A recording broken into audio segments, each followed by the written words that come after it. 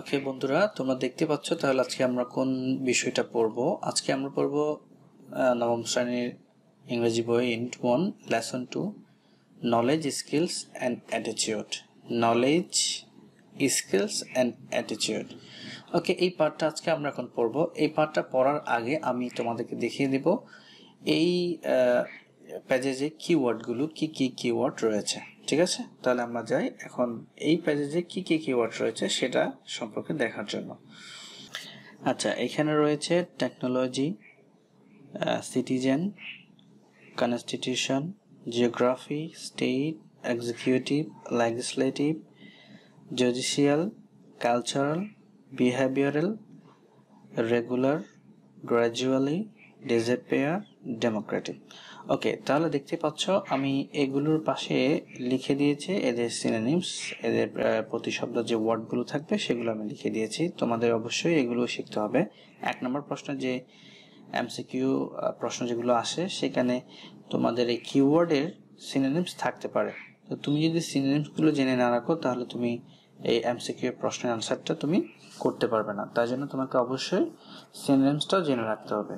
ঠিক আছে, তাহলে দেখো পাশে আমি সিনোনিমসটা দিয়ে দিয়েছি, তোমরা অবশ্যই এটাকে শিখে নেবে। ওকে, তাহলে তোমরা দেখতে পাচ্ছ আমরা আবার পুনরায় চলে এসেছি আমাদের পেজেসে। আমি তোমাদেরকে বলে রাখছি তোমাদের এই পেজেসটা কোন কোন বিষয়ে তোমাদের আসতে পারে। এই পেজেসটা পড়ার পরে আমরা যদি ভালোভাবে গেইন করতে পারি তাহলে আমরা উইথ ক্লো এবং উইদাউট ক্লো যদি আসে এই পেজেস থেকে আমরা পারবো। তো এই পেজেস থেকে যদি রিঅ্যারেঞ্জ আসে তাহলে আমরা পারবো। রিঅ্যারেঞ্জ তো তোমরা সবাই চিনো, 7 নাম্বার কোয়েশ্চেনে যেটা আসে এলোমেলো গল্প সাজানো থাকে, এটাকে পুনরায় অ্যারেঞ্জমেন্ট করা, এটাকে রিঅ্যারেঞ্জ বলে। এটা যদি আসে আমরা পারবো। তো এখান থেকে যদি স্টোরি আসে, স্টোরি গল্প আসে, সো আমরা এখান থেকে স্টোরিটা লিখতে পারবো। তাহলে অবশ্যই এই পার্টটা আমরা খুব ভালোভাবে মনোযোগ দিয়ে শুনবো, তাহলে আমরা 3-4টা জিনিস একসাথে করতে পারবো এই পেজেস থেকে। ওকে, আমরা শুরু করছি তাহলে আমাদের পেজেসটা। এখানে প্রথমেই দেওয়া আছে রিড দ্য টেক্সটটা পড়ো। তাহলে to be a good citizen, একজন ভালো নাগরিক হওয়ার জন্য ইউ হ্যাভ টু প্রিপেয়ার, তোমাকে প্রস্তুত করতে হবে, ইউর সেলফ, নিজেকে প্রস্তুত করতে হবে, to do good work in society, to do good work, ভালো কাজ করার জন্য, ইন সোসাইটি, কোথায়? সমাজে। সমাজে ভালো কাজ করার জন্য তোমাকে নিজে প্রস্তুত করতে হবে। ওয়েল, ভালো। Then how can you prepare yourself, তাহলে কিভাবে তুমি নিজে প্রস্তুত করতে পারো? তাহলে তুমি কিভাবে নিজে প্রস্তুত করতে পারো আমরা দেখি একটু। প্রথমে ইউ নিড নলেজ, তোমার প্রয়োজন জ্ঞানের। টুডেজ সোসাইটি, আজকাল সমাজ, ইজ নলেজ বেসড, আজকালকার সমাজগুলো হচ্ছে জ্ঞান ভিত্তিক সমাজ। তাহলে প্রথমেই তোমার দরকার জ্ঞান, এবং আজকালকার সমাজ হচ্ছে জ্ঞান ভিত্তিক সমাজ। উইদাউট হ্যাভিং নলেজ, জ্ঞান থাকা ছাড়া, উইদাউট মানে হচ্ছে ছাড়া, উইদাউট হ্যাভিং নলেজ, জ্ঞান থাকা ছাড়া, অফ মডার্ন সায়েন্স, কিসের জ্ঞান? অফ মডার্ন সায়েন্স, আধুনিক জ্ঞান থাকা ছাড়া, টেকনোলজিস সেখানে জড়িত আছে, ইনক্লুডিং আইসিটি, হ্যাঁ, অ্যান্ড আদার নেসেসারি সাবজেক্ট, এবং অন্যান্য প্রয়োজনীয় বিষয়ের উপর জ্ঞান থাকা ছাড়া তুমি জ্ঞান অর্জন করতে পারবে না। ইউ উইল হ্যাভ ডিফিকাল্টি, তোমার কঠিন হবে, লিভিং এ গুড লাইফ, একটা ভালো জীবন অতিবাহিত করার জন্য তোমার জন্য কঠিন হবে। দি আদার এরিয়া, অন্যান্য sector, as a good citizen, একজন ভালো নাগরিক হিসেবে, শুড হ্যাভ, তোমার থাকা উচিত, নলেজ অ্যাবাউট, আর তোমার নির্দিষ্ট কিছু জিনিসের প্রতি জ্ঞান থাকা দরকার। সে জিনিসগুলো কি আমরা এখন দেখছি নিচে। ঠিক আছে, আচ্ছা, এগুলো হচ্ছে আওয়ার কান্ট্রি, আমাদের দেশ সম্পর্কে তোমার জ্ঞান থাকতে হবে। ইটস কনস্ট্রাকশন, এটার সংবিধান সম্পর্কে তোমার জ্ঞান থাকতে হবে। জিওগ্রাফি অ্যান্ড পিপল, ভৌগোলিক অবস্থা সম্পর্কে এবং এই দেশের মানুষ সম্পর্কে তোমার জ্ঞান থাকা দরকার। আওয়ার স্টেটস, আমাদের রাজ্য সম্পর্কে তোমার জ্ঞান থাকতে হবে। ইটস এক্সিকিউটিভ অ্যান্ড লেজিসলেটিভ পাওয়ার, এটার সাংবিধানিক ক্ষমতা সম্পর্কে তোমার জ্ঞান থাকতে হবে। আওয়ার জুডিশিয়াল সিস্টেম, আমাদের বিচার বিভাগীয় পদ্ধতি সম্পর্কে তোমার জ্ঞান থাকতে হবে। তারপর আওয়ার গভর্নমেন্ট, আমাদের সরকার সম্পর্কে তোমার জ্ঞান থাকতে হবে। And it's structure and function, এবং এটার গঠন সম্পর্কে তোমার জ্ঞান থাকতে হবে। আরো আরো থাকতে হবে আওয়ার সোসাইটি, আমাদের সমাজ, আওয়ার হিস্টোরি, আমাদের ইতিহাস সম্পর্কে, কালচার সংস্কৃতি সম্পর্কে, ট্র্যাডিশন ঐতিহ্য সম্পর্কে, লিটারেচার সাহিত্য সম্পর্কে, মোরাল ভ্যালুস নৈতিক মূল্যবোধ সম্পর্কে, অ্যান্ড রিলিজিয়ান্স এবং ধর্ম সম্পর্কে আমাদের জ্ঞান থাকতে হবে।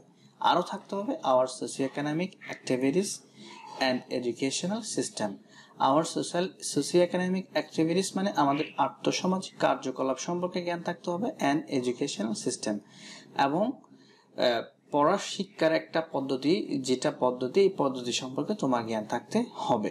এটা হচ্ছে ফার্স্ট ধাপ। প্রথমে তোমার কি কি জ্ঞান থাকতে হবে, এই যে এই বিষয়গুলো সম্পর্কে তোমার জ্ঞান থাকতে হবে। তাহলে এই বিষয়গুলো আমরা এখন বুঝতে পেরেছি যে আমাদের কি কি জ্ঞান থাকতে হবে আমাদের দেশ সম্পর্কে, আমাদের দেশের সংবিধান সম্পর্কে, ভৌগোলিক অবস্থা সম্পর্কে, মানুষ সম্পর্কে, আমাদের দেশের বিচার বিভাগ সম্পর্কে, তারপর হচ্ছে আমাদের দেশের সরকারের অবকাঠামো কাজগুলো সম্পর্কে, আমাদের ইতিহাস সংস্কৃতি ঐতিহ্য, তারপর হচ্ছে সাহিত্য সম্পর্কে, নৈতিক মূল্যবোধ সম্পর্কে, ধর্ম সম্পর্কে, সামাজিক অর্থসামাজিক কার্যকলাপ সম্পর্কে এবং শিক্ষার পদ্ধতি সম্পর্কে আমাদের প্রথমত জ্ঞানগুলো থাকতে হবে। এবার সেকেন্ডলি, দ্বিতীয়ত কোন জ্ঞানগুলো আমাদের থাকা দরকার, you need skills.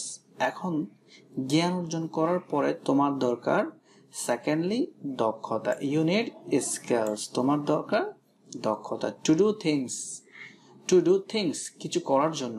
Knowledge is not enough, জ্ঞানটা যথেষ্ট নয়, ইজ নট এনাফ, যথেষ্ট নয়, জ্ঞানটা যথেষ্ট নয়।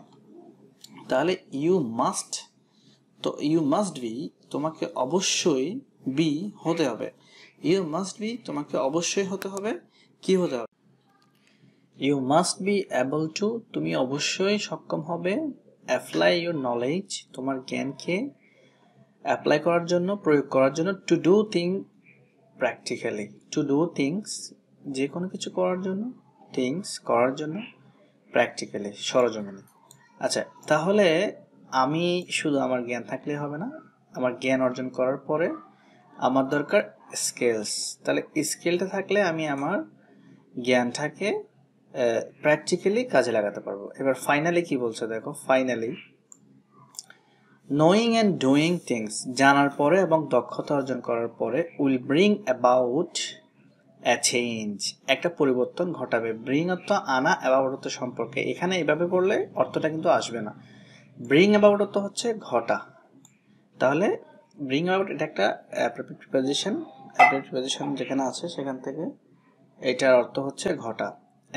চেঞ্জ, একটা পরিবর্তন ঘটাবে, ইন ইউর বিহেভিয়ার, তোমার আচরণে, টুয়ার্ডস আদার্স, অন্যের কাছে তোমার আচরণের একটা পরিবর্তন ঘটাবে। দিস বিহেভিয়ারাল চেঞ্জ, এই আচরণগত পরিবর্তন, উইল শো, দেখাবে, ইউর অ্যাটিটিউড, তোমার দৃষ্টিভঙ্গিকে, টুয়ার্ডস, প্রতি, আদার্স, অন্যের কাছে তোমার এই আচরণের পরিবর্তনকে দেখাবে। That's it will show how you think, এইটাই দেখাবে হাউ ইউ থিঙ্ক, তুমি কিভাবে চিন্তা করো, অ্যান্ড ফিল, এবং অনুভব করো, about a person or a thing, একটা মানুষ সম্পর্কে এবং একটা জিনিস সম্পর্কে তুমি কিভাবে চিন্তা করো সেটা সম্পর্কে এটা অন্যের কাছে দেখাবে।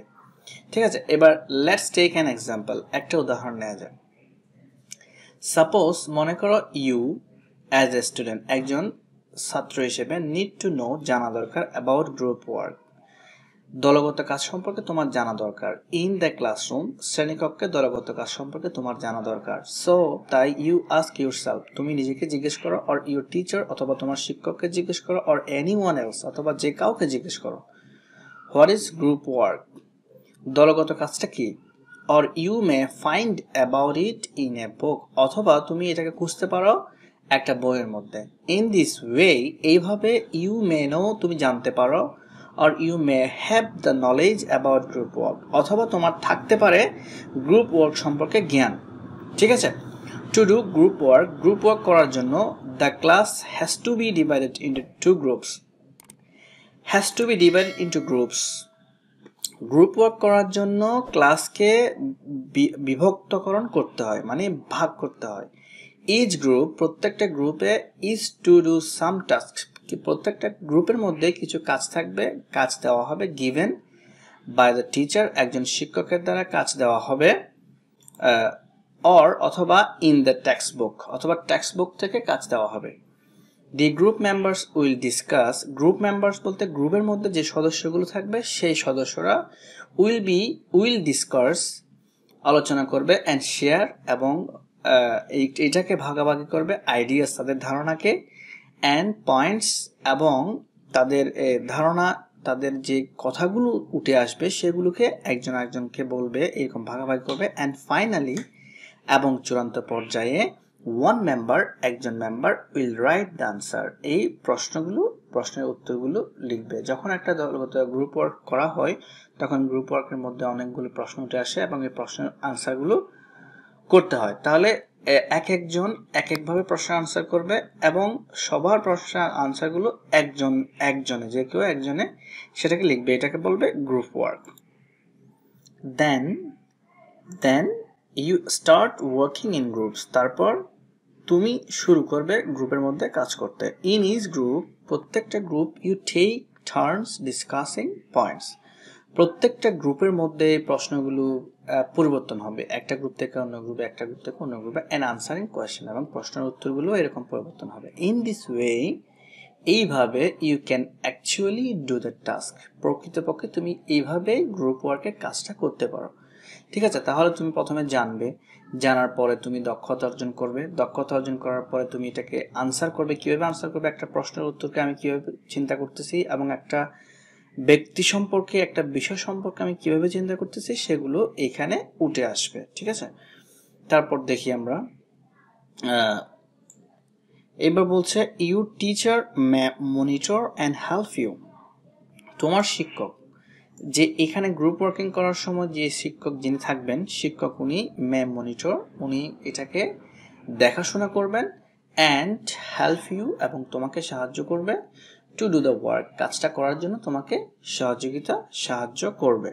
ঠিক আছে, তারপরে কি আছে? আচ্ছা, একদম লাস্টলি কি আছে?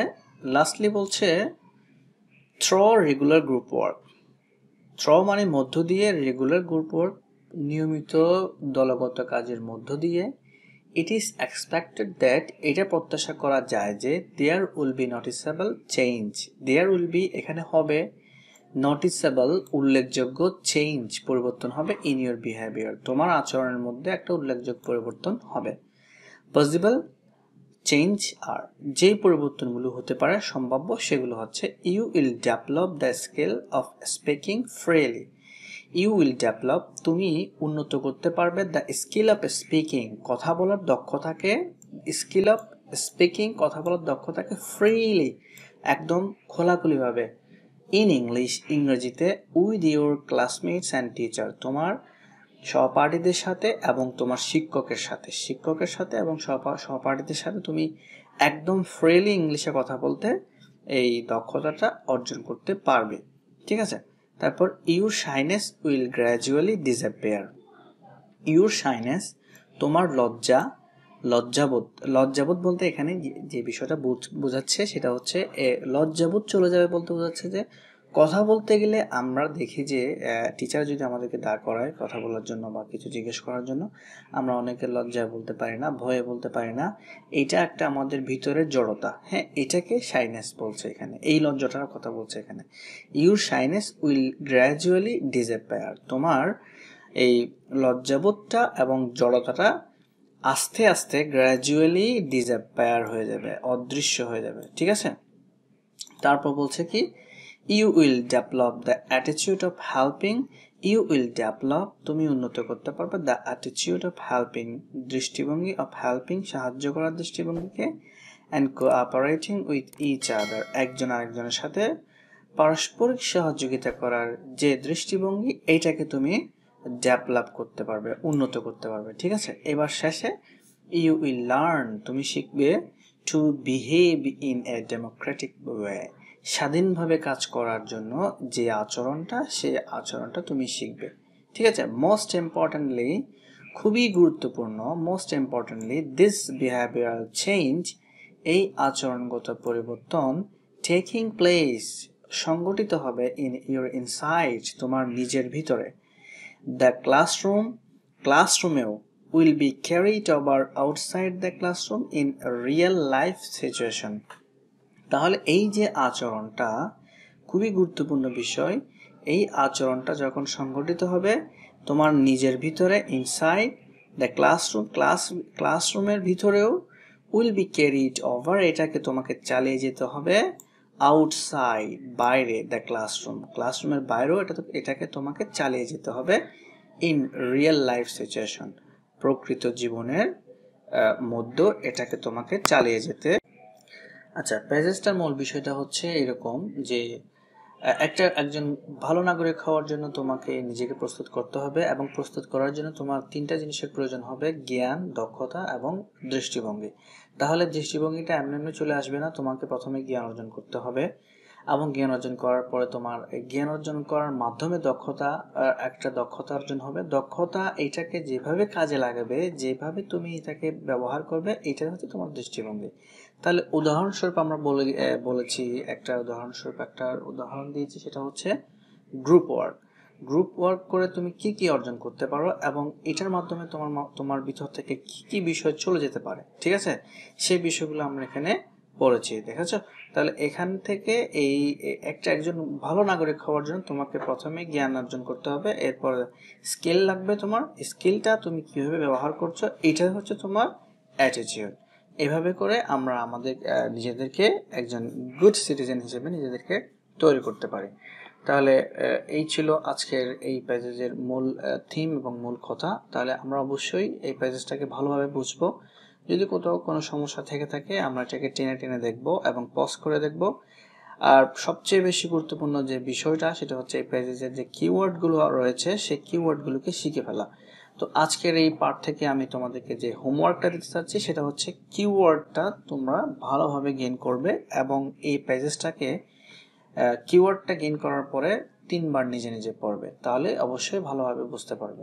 তাহলে আমরা পরবর্তী ক্লাসে আমি তোমাদের কাছে মডেল কোয়েশ্চেন বিষয়টা নিয়ে আসবো, কিভাবে মডেল কোয়েশ্চেন সলভ করতে হয় সেটা আমরা পরবর্তী ক্লাসের মধ্যে দেখাবো। এখন দেখা যাচ্ছে মডেল কোয়েশ্চেন সলভ করতে গেলে ভিডিওটা অনেক লং হয়ে যাবে, যদিও এটা পড়ার একটা গেমে তো চলে আসতে পারে, এজন্য আমি পরবর্তী ক্লাসের মধ্যে মডেল কোয়েশ্চেন সলভ করার জন্য মডেল কোয়েশ্চেন নিয়ে চলে আসবো, ঠিক আছে? ততক্ষণ পর্যন্ত আমার সাথে থাকো এবং প্রস্তুতি নিয়ে থাকো, তাহলে দেখবে যে অবশ্যই সব বিষয়ে ভালোভাবে পারতেছো। ধন্যবাদ সবাইকে।